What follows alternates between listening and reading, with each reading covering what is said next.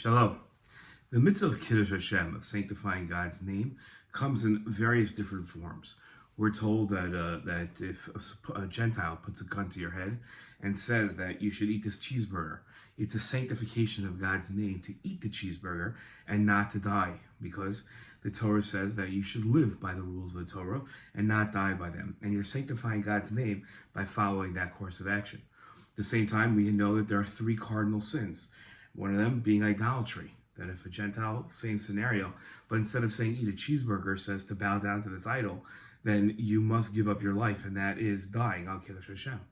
We also know that Kiddush Hashem has other manifestations.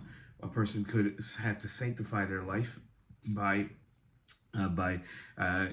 should say they should sanctify God's name, not their life, by acting in a refined way, where the rest of the world looks at you and says, that Jew represents the Torah, that Jew is a Torah Jew, and that's how they act. That's sanctifying God's name.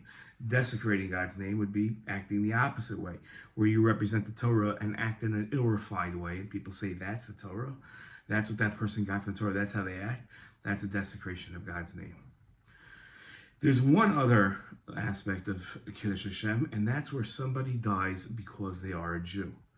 If they die out of an anti-Semitic attack, or they die to stand up for the Jewish people and protect the Jewish people, that is considered by many Torah scholars to be an act of Kiddush Hashem, a sanctification of God's name, whether or not they were cognizant of what they were doing beforehand.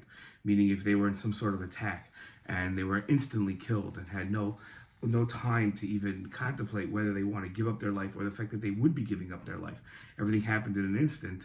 They would still be considered having died al Kiddush Hashem, because they simply died for being a Jew and for being one of God's chosen people.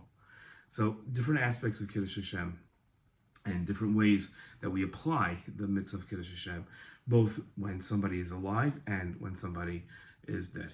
Shalom.